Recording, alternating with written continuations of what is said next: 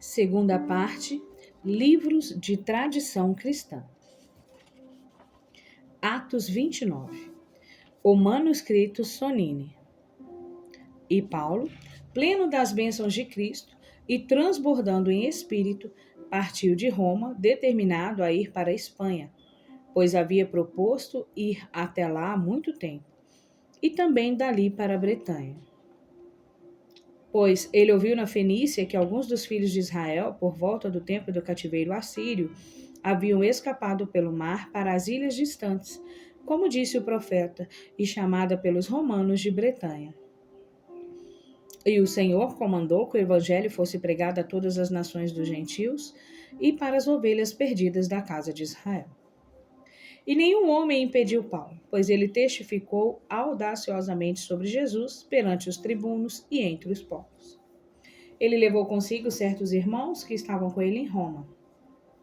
Eles embarcaram em Óstrio e, com ventos favoráveis, foram levados em segurança a um ancaradouro na Espanha. E muitas pessoas das cidades, vilarejos e montanhas estavam reunidas, pois ouviram falar na conversão do apóstolo e de seus muitos milagres. E Paulo pregou vigorosamente na Espanha, e grandes multidões se converteram, pois perceberam que ele era um apóstolo enviado por Deus.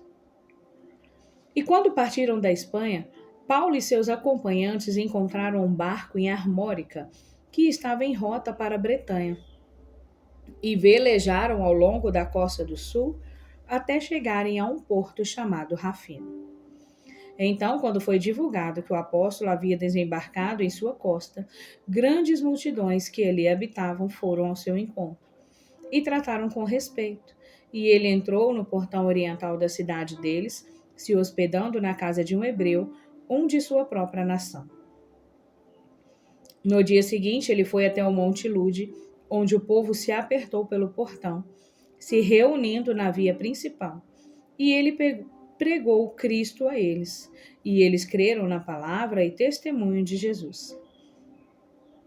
E ao anoitecer, o Espírito Santo desceu sobre Paulo e ele profetizou, dizendo: Atenção! Nos últimos dias, o Deus da paz habitará nas cidades, e os que ali habitam serão contados. Na 7ª contagem do povo, seus olhos serão abertos e a glória da sua herança brilhará sobre eles. As nações virão adorar no monte que testifica da paciência e perseverança do servo do Senhor. E nos últimos dias, as novidades do Evangelho serão proclamadas de Jerusalém, e os corações do povo se alegrarão, e vejam, as fontes serão abertas, e não haverá mais pragas. Nestes dias haverá guerras e rumores de guerras. Um rei se levantará, sua espada será para a cura das nações, sua reconciliação se cumprirá, e a glória de seu reino será uma maravilha entre os príncipes. E ocorreu que certos druidas vieram até Paulo em segredo e o mostraram por seus ritos e cerimônias que eram descendentes de judeus que fugiram da escravidão no Egito. E o apóstolo creu nestas coisas e os deu o ósculo da paz. E Paulo habitou em seus aposentos por 3 meses, incessantemente confirmando na fé e pregando a Cristo.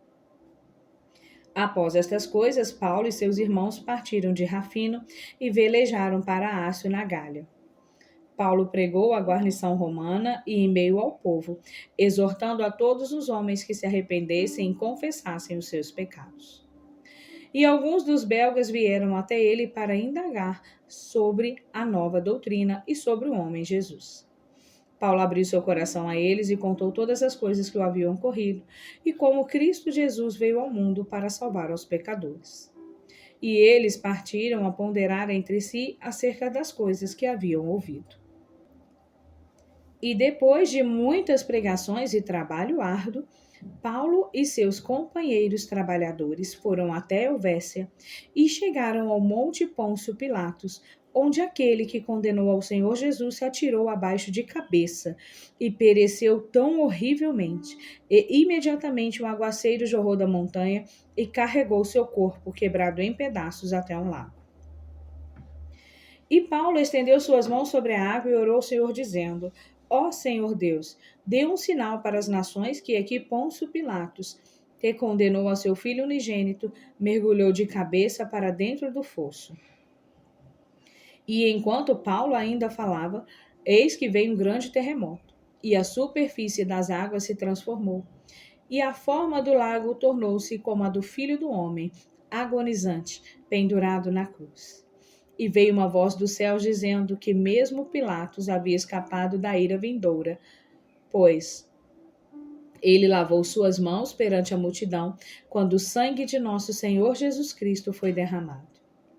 Quando, portanto, Paulo e os que acompanharam viram o terremoto e escutaram a voz do anjo, eles glorificaram a Deus e foram poderosamente fortalecidos no Espírito. E viajaram até o Monte Júlio, onde havia 2 pilares, um do lado direito e outro do lado esquerdo, erigidos por César Augusto.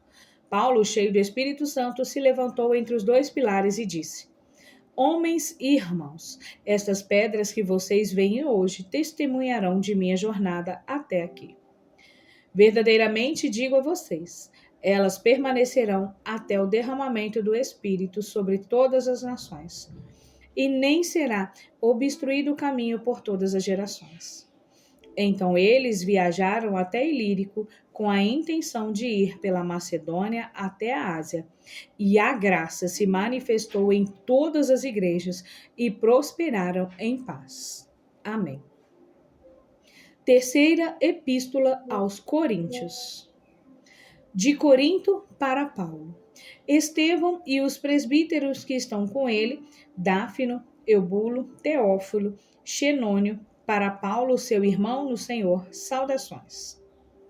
2 homens vieram a Corinto, Simão e Cleóbio, que perverteram a fé de muitas com palavras perniciosas, que queremos que você conteste. Nunca ouvimos tais coisas de você e nem dos outros apóstolos. Nós acreditaremos em qualquer coisa que você e outros apóstolos ensinarem. O Senhor nos mostrou misericórdia e, como você ainda está vivo, nós queremos te ouvir novamente. Por favor, nos escreva ou venha nos visitar. Nós cremos no que foi revelado a Teonoé, que o Senhor o libertou da mão do criminoso. Os que eles ensinam é o seguinte: 1. Não devemos recorrer aos profetas. 2. Deus não é todo-poderoso. 3. Não há ressurreição da carne. 4. A criação não é obra de Deus. 5. O Senhor não veio na carne. 6. O Senhor não nasceu de Maria. 7. O mundo não é de Deus, mas dos anjos. Então, irmão, se apresse e venha até aqui, para que a igreja aqui em Corinto permaneça pura e a tolice destes homens seja evidente a todos. Adeus no Senhor. De Paulo a Corinto. De Paulo, prisioneiro de Jesus Cristo, aos irmãos em Corinto, saudações. Como estou na prisão, não me surpreendo que os ensinamentos do maligno estão rapidamente se alastrando. Meu Senhor Jesus Cristo virá brevemente, pois ele é rejeitado por aqueles que deturpam suas palavras. Eu entreguei a vocês desde o início que recebi dos apóstolos que vieram antes de mim e que sempre estiveram juntos com o Senhor Jesus Cristo. Nosso Senhor Jesus Cristo nasceu de Maria, da semente de Davi. O Espírito Santo foi enviado do céu pelo Pai para dentro dela, para que ele pudesse vir ao mundo para redimir a toda a carne e para que pudesse ressuscitar dos mortos a nós que somos carnais, assim como ele se apresentou como nosso exemplo. Desde que o homem foi moldado por seu pai, o homem foi procurado quando se perdeu, para que pudesse ganhar vida o adotando na filiação. O Deus Todo-Poderoso, que fez os céus e a terra, primeiro enviou os profetas aos judeus, para que eles rejeitassem a seus pecados, pois ele determinou como salvaria a casa de Israel. Portanto, ele enviou uma porção do Espírito de Cristo aos profetas, que tantas vezes proclamaram ao imaculado louvor a Deus. Mas, desde que o príncipe que era injusto desejou ser Deus, ele pôs as mãos neles e os assassinou. E então toda a carne dos homens foi escravizada pelas paixões. Mas Deus, o Todo-Poderoso, que é justo e não repudiaria sua própria criação, enviou o Espírito Santo a Maria da Galileia, que creu com todo o seu coração e recebeu o Espírito Santo em seu ventre para que Jesus pudesse adentrar o mundo, para que o maligno pudesse ser conquistado pela mesma carne que dominou e ser convencido de que não era Deus. Pois, por seu próprio corpo, Jesus Cristo salvou toda a carne, trazendo a vida eterna através da fé, para que apresentassem um templo de retidão em seu próprio corpo, através do qual somos redimidos. Estes não são os filhos da retidão, mas da ira, que rejeitam a providência de Deus, dizendo que o céu e a terra e tudo o que neles são, não são obras do Pai. Eles mesmos são, portanto, os filhos da ira, pois eles têm a amaldiçoada fé da serpente. Afastem-se deles e fujam de seus ensinamentos, pois vocês não são filhos da desobediência, mas da tão afetuosamente amada Igreja. É por isso que o tempo da ressurreição é proclamado. E quanto a estes que o dizem que não há ressurreição da carne, para eles não haverá ressurreição que não creem nele que ressuscitou. Vocês, homens de Corinto, devem compreender que eles não sabem a respeito do trigo e de outras sementes, que elas são jogadas nuas ao chão e, quando perecem no solo, são novamente levantadas pela vontade de Deus em um corpo e vestidas. O corpo não é apenas levantado, mas abundantemente abençoado. E considerem não apenas as sementes, mas corpos mais nobres. Vocês sabem como Jonas, filho de Amátios, quando não quis pregar em Nínive, fugiu e foi engolido por uma baleia. Mas depois de 3 dias e 3 noites, Deus ouviu a oração de Jonas no mais profundo inferno, e nenhum órgão dele se corrompeu, nem mesmo uma pálpebra. E o qual mais, ó vocês de fé tão fraca, ele os ressuscitará por terem crido em Cristo Jesus, a quem ele mesmo ressuscitou? E se quando um cadáver for jogado pelos filhos de Israel sobre os ossos do profeta Eliseu, o corpo do homem se levantou, também vocês que foram jogados sobre o corpo, os ossos e o Espírito do Senhor ressuscitarão naquele dia com sua carne incorrupta. Mas, se vocês receberem qualquer coisa, não me causem problema, pois eu tenho estas algemas em minhas mãos para que possa ganhar a Cristo, e suas marcas em meu corpo para que alcance a ressurreição dos mortos. E quem quer que cumpra a regra que recebeu dos profetas e do Santo Evangelho, receberá recompensa. E quando ressuscitar dos mortos, obterá a vida eterna. Mas quanto àquele que se desviar deles, há um fogo para ele e para os que seguirem seu caminho, por serem homens sem Deus, uma geração de víboras. Afastem-se deles no poder do Senhor. Que a paz e a graça e o amor estejam com vocês. Amém. Os Atos e Martírios de São Mateus, o Apóstolo. Por volta daquele tempo, Mateus, o santo apóstolo e evangelista de Cristo, descansava na montanha e orava descalço com sua túnica e vestes apostólicas. E veja que Jesus veio até Mateus com a aparência das criancinhas que cantam no paraíso e disse a ele: Que a paz seja contigo, Mateus. E Mateus, fitando-o sem saber quem ele era, disse: Que a graça seja convosco e paz, ó criança bem-aventurada. E por que você veio até mim, deixando para trás os que cantam no paraíso e os deleites de lá? Pois aqui o lugar é um deserto. E que tipo de mesa te prepararei, ó criança? Eu não sei, porque não tenho pão e nem cântaro de azeite. Além do mais, mesmo os ventos descansam de forma a não jogarem das árvores ao chão nada que se possa comer.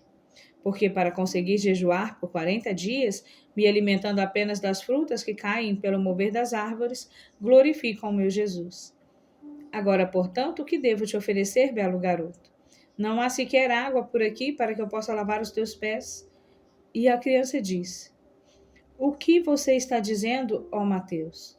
Compreenda e saiba que o bom discurso é melhor do que o novilho. Palavras de humildade melhores do que cada hortaliça do campo. Uma palavra doce é como o perfume do amor, um semblante jovial melhor do que comer, e um aspecto agradável é como a aparência da doçura. Entenda, Mateus, e saiba que eu sou o paraíso, que eu sou o Consolador, Eu sou o poder das potências superiores. Eu sou a força daqueles que se dominam. Eu sou a coroa das virgens. Eu sou o autocontrole dos que já foram casados. O orgulho das viúvas, a defesa das crianças, a fundação da igreja. O reino dos bispos, a glória dos presbíteros, o louvor dos diáconos. Seja homem e seja forte, Mateus, em tais palavras. E Mateus diz: a sua visão completamente me felicita, ó criança. Além do mais, tuas palavras estão cheias de vida, pois certamente sua face brilha mais que o relâmpago, e suas palavras são dulcíssimas. E que, de fato, te vi no paraíso quando você cantou com as outras crianças que foram assassinadas em Belém. E eu muito bem sei, mas como você subitamente se aproximou, isto é o que me surpreende. Mas eu te pergunto uma coisa, ó criança: aquele ímpio Herodes, onde está? A criança responde: como você me perguntou, ouça onde ele está. Ele habita de fato no Hades, e lá foi preparado para ele um fogo insaciável, inferno eterno, lamaçal espumento, verme que não dorme, porque ele matou 3.000 bebês na intenção de assassinar o menino Jesus, o ancião dos tempos. Mas eu sou o pai de todas estas eras. Agora, portanto, ó Mateus, pegue este meu cajado, desça a montanha e vá até Mirna, a cidade dos canibais, e o plante no portão da igreja que você fundou com André. Assim que você o tiver plantado, ele se tornará uma grande árvore, frondosa e com muitos ramos, cujos galhos se estenderão até 30 cúbitos. De cada galho, os frutos serão diferentes tanto na aparência como no sabor. E do topo da árvore fluirá muito mel. De sua raiz fluirá uma grande fonte, dando de beber por todo o país, e nele criaturas que nadam e restejam. Nele os canibais se lavarão e comerão do fruto das árvores da videira e do mel. Seus corpos se transformarão, suas formas serão alteradas ao ponto que se assemelharem a outros homens. Eles terão vergonha da nudez de seus corpos, vestirão as roupas dos cordeiros das ovelhas e não mais comerão alimentos impuros. Haverá para eles fogo em grande abundância, preparando o sacrifício das oferendas. E assarão seus pães com fogo. Eles verão uns aos outros com a aparência dos outros homens, me reconhecerão e glorificarão o meu Pai que está no céu. Então, agora se apresse, Mateus, e desça daqui, porque o partir do meu corpo através do fogo está próximo, assim como a coroa de sua perseverança. E a criança, ao dizer isso, o entregou ao cajado e foi levado aos céus. E Mateus desceu da montanha, se apressando até a cidade. E quando ele estava perto de entrar na cidade, Fulvana, a esposa do rei, se encontrou com ele junto com seu filho Fulvano e sua esposa Erva, que estavam possuídos por um espírito mundo e gritavam aos brados: o que o trouxe até aqui de novo, Mateus? Ou quem foi que te entregou o cajado de nossa destruição? Pois também vemos ao menino Jesus, o Filho de Deus, que está contigo. Não vá então ao Mateus plantar o cajado para que trazeja alimento e para a transformação dos canibais. Pois eu já sei o que eu vou te fazer. Pois desde que você me expulsou desta cidade e me impediu de realizar meus desejos entre os canibais, veja, eu levantarei contra você o rei desta cidade e ele o queimará vivo. E Mateus, pondo a mão sobre cada um dos possessos, afugentou os demônios, libertou as pessoas e elas o seguiram. E assim que a história ficou conhecida, o bispo Platão, ao ouvir falar da presença do santo apóstolo Mateus, foi ao seu encontro com todo o clero e, caindo ao chão, beijaram os seus pés. Mateus os levantou, entrou com eles na igreja e o menino Jesus também estava com ele. E Mateus, ao chegar no portão da igreja, ficou em cima de uma certa rocha imponente e firme. E quando a cidade inteira com pressa se agrupou, especialmente os irmãos que creram, começou a dizer: homens e mulheres que surgem diante de nós, que outrora criam no universo, mas sem saber a ele que criou e tem sustentado o universo. Até agora adorando a Sátrio e escarnecidos por 10.000 falsos deuses, mas que agora, através de Jesus Cristo, reconhecem ao único Deus, Senhor, Juiz, que puseram de lado a enormidade incomensurável do mal e se revestiram do amor, que se assemelha com a ternura para com os homens, outrora estranhos a Cristo, mas agora o confessando como Senhor e Deus. Anteriormente disformes, mas agora transformados através de Cristo. Vejam, o cajado que estão vendo na minha mão, que Jesus, em quem vocês creram e continuarão crendo, me entregou, e reconheçam as riquezas da maravilha que ele hoje realiza por vocês. Pois veja, eu plantarei este cajado neste lugar, e ele será um sinal para as suas gerações, e se transformará em uma grande árvore frondosa e florescente, com seus lindos frutos agradáveis aos olhos. E a fragrância de perfume emanará dela, haverá uma videira enrolada em torno dela, cheia de cachos, e de sua copa escorrerá mel. Toda criatura que voa encontrará abrigo em seus galhos, e uma fonte de água fluirá de sua raiz, com animais que nadam e rastejam, dando de beber a toda a região.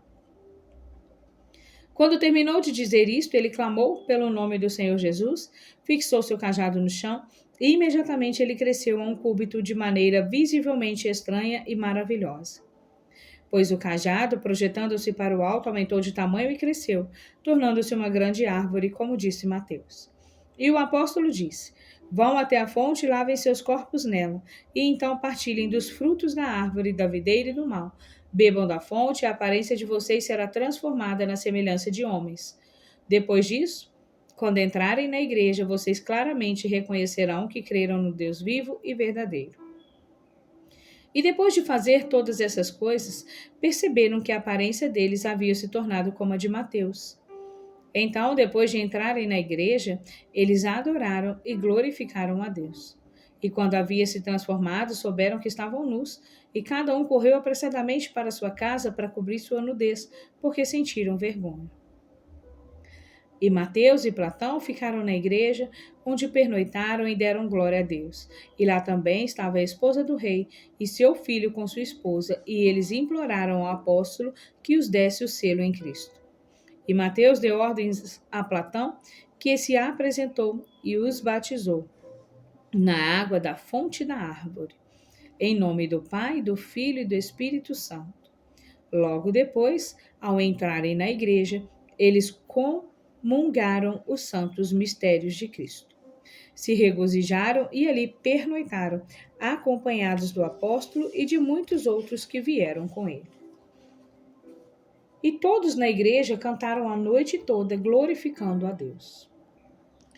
E quando o dia nasceu por completo, bendito Mateus, acompanhado do bispo Platão, ficou de pé no lugar onde havia plantado o cajado, e viu que o cajado havia crescido e se tornado uma grande árvore, como a videira que se enrolava em volta dela, e o mel que escorria de cima até a raiz, e que a árvore era magnífica e florescente, como as plantas do paraíso, e que um rio fluía de suas raízes, irrigando toda a terra da cidade de Mirna. E todos correram juntos e comeram do fruto da árvore e da videira, tanto quanto quiseram. E quando o que aconteceu foi relatado no palácio, o rei Fulvano, ciente de que Mateus havia feito com sua esposa, seu filho e sua nora, se alegrou por um tempo com a purificação deles. Mas ao ver que eles não se separavam de Mateus, ficou enfurecido e tomado pelo ódio, determinado a matá-lo no fogo. E naquela noite, quando o rei pretendia capturar Mateus, Jesus apareceu a Mateus e disse: Eu sempre estarei contigo para te salvar, Mateus. Seja forte e seja homem. E o bendito Mateus, acordando e cobrindo seu corpo por completo, se levantou ao alvorecer do dia e entrou na igreja. Se ajoelhando, orou fervorosamente. Então chegou o bispo com o clero e começaram a orar em comunidade, glorificando a Deus. E quando terminaram a oração, o bispo Platão diz: Que a paz esteja contigo, Mateus, apóstolo de Cristo. E o bendito Mateus o disse: Que a paz esteja com você. E quando eles se sentaram, o apóstolo disse ao bispo Platão e a todo o clero: Eu desejo que vocês, meus filhos, saibam que Jesus me declarou, que o rei desta cidade enviará soldados contra mim, pois o diabo se apossou dele e armou decisivamente contra nós. Mas, então, nos entreguemos a Jesus e ele nos libertará de toda tribulação e a todos os que neles creram. E o rei, tramando como capturar o bendito Mateus, e vendo também que os crentes eram muitos, incorreu em grande erro e enfrentava grandes dificuldades.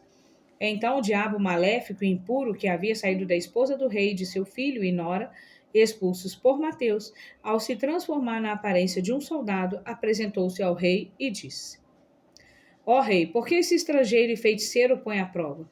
Você não sabe que ele foi um publicano, mas que agora foi chamado de apóstolo por Jesus, que foi crucificado pelos judeus?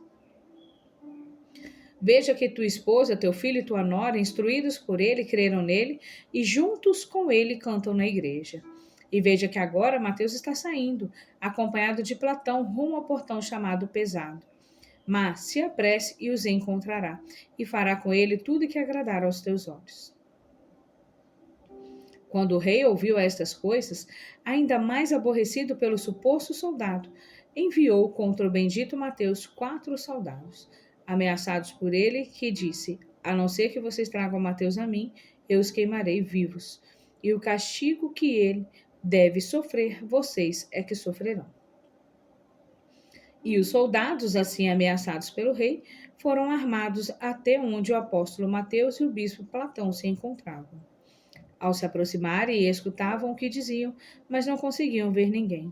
Quando voltaram, disseram ao rei: Te imploramos, ó rei. Fomos até lá e não encontramos ninguém, mas só ouvimos as vozes das pessoas conversando. E o rei, furioso e abrasado como fogo, ordenou o envio de outros 10 soldados canibais, dizendo: Vão furtivamente até o lugar e devorem Mateus e Platão, que está com ele. E quando se aproximavam do abençoado Mateus, o Senhor Jesus, na semelhança de um belíssimo menino, segurando uma tocha de fogo, queimou os olhos deles. E eles, depois de gritarem e jogarem longe suas armas, fugiram e foram até o rei emudecidos. E o demônio que antes havia se apresentado ao rei na forma de um soldado, novamente se transformou em soldado. Se apresentou ao rei e disse: Veja, ó rei, que este estrangeiro os enfeitiçou a todos. Aprenda então como derrotá-los. O rei diz a ele: Primeiro me diga onde está a força dele para que eu saiba, e eu formarei contra ele uma grande tropa. E o demônio, compelido por um anjo, diz ao rei: Como você quer ouvir tudo a respeito dele, ó rei, eu te contarei toda a verdade. De fato, a não ser que estiver disposto a ser derrotado por você, seu esforço é em vão e não conseguirá feri-lo. Mas se quiser capturá-lo, será afligido por ele com a cegueira e será paralisado. E se tu enviares um exército contra ele, eles também serão afligidos com a cegueira e serão paralisados. E nós que somos mesmo 7 demônios impuros, iremos imediatamente e destruiremos a você e a todo o seu acampamento, e destruiremos a toda a cidade com relâmpagos, exceto aos que confessam ao terrível e sagrado nome de Cristo. Pois onde quer que eles deem um passo adiante, nós dali, perseguidos, fugiremos. E se você atear fogo nele, e tal fogo será como orvalho. E se você o trancar numa fornalha, a ele a fornalha será uma igreja. E se você o acorrentar na prisão e trancar os pavimentos, a ele as portas espontaneamente se abrirão. E todos os que crerem naquele nome entrarão e dirão: Esta prisão é uma igreja do Deus vivo, e uma santa habitação para os que vivem em solidão. Veja, ó rei, eu te contei toda a verdade. O rei então diz ao pretenso soldado: Como eu não conheço Mateus, venha comigo e me mostre de longe quem ele é. E leve meu ouro quanto você quiser, ou vá você mesmo e o mate com a sua espada, ele e seu comparsa Platão. O demônio respondeu: Eu não posso matá-lo, nem sequer ouso olhar sua face, visto que ele destruiu a toda a nossa geração através do nome de Cristo, proclamado por ele. O rei disse a ele: E quem é você? Ele disse: Eu sou um demônio que habitava tua esposa e teu filho e tua nora, e meu nome é Asmodeu. E este Mateus me expulsou deles. E agora veja que tua esposa e teu filho e tua nora cantam com ele na igreja. E eu sei, ó rei, que depois disso você também crerá nele. E o rei disse a ele: Quem quer que seja espírito de muitas formas, eu te conjuro pelo Deus a quem ele te chama de Mateus, proclama que vá embora daqui sem fazer mal a ninguém. E imediatamente o demônio, não mais como um soldado, mas como fumaça, se tornou invisível. E enquanto fugia, gritava: O nome secreto, armado contra todos, eu te rogo, Mateus, servo de Deus Santo, que me perdoe, e eu não mais habitarei nessa cidade. Fique com os teus, mas eu irei embora para o fogo eterno.